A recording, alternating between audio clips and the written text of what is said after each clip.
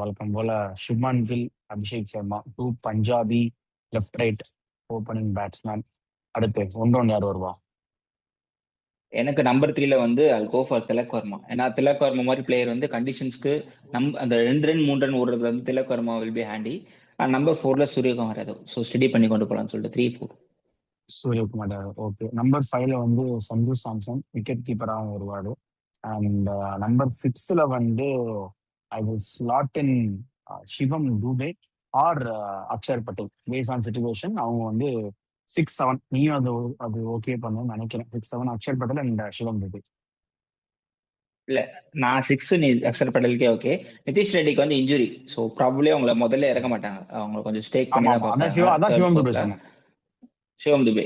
எனக்கு வந்து நான் 7-8ல வந்து 7ல வந்து அக்ஷர் பட்டேல், 8ல வந்து Washi or Kuldeep base on conditions.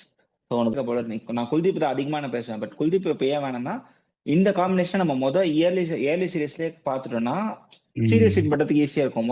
முதல் மேட்சே வந்து குல்தீப் ட்ரை பண்ணி தோத்துட்டா அதுக்கப்புறம் திருப்பி மாத்திர மாதிரி இருக்கும். ஸோ வாஷியை பார்த்துட்டு இன்ஃபார்ம்ல இருக்காரு, சப்ளைம் ஃபார்ம்ல இருக்காரு. ஏன்னா குல்தீப் பத்தி நமக்கு தெரியும், 2024 வேர்ல்ட் கப்ல வின் பண்ணி கொடுத்திருக்காரு, ஹோம் கண்டிஷன்ஸ் எல்லாம் ஓகே. பட் வாஷி ஒரு ஆப்ஷனா பார்க்கலாம். மேபி அக்ஷர் வாஷி யாராவது ஒருத்தர் தான் இருக்க முடியுன்ற மாதிரி 2 பேரையும் பிளேயிங் லெவல் வச்சு பார்க்க முடியும். ஜடேஜா அக்ஷரும் எப்படி 2024 ஆடினாங்க அந்த மாதிரி. ஓகே. ஸோ அப்போ 8ல வந்து வாஷிங்டன்ஸ் வந்து ஆர் குல்தீப்னு இருக்கட்டும், எப்படி போறாங்கன்னு பார்ப்போம். 9, 10, 11 இந்த 3 ஸ்லாட்ல வந்து வருண் சக்கரவர்த்தி ஆடுவார்னு நினைக்கிறேன். 9ல 10ல வந்து ஜஸ்பிரீத் பும்ரா, 11ல வந்து ஹர்ஷ்தீப் சிங். ஸோ இதுவாக தான் இருக்கும் மோஸ்டா. இல்ல ஹர்ஷ்தீப் பதிலாக ஹர்ஷித் ராணா வராருன்னு எனக்கு தெரியல.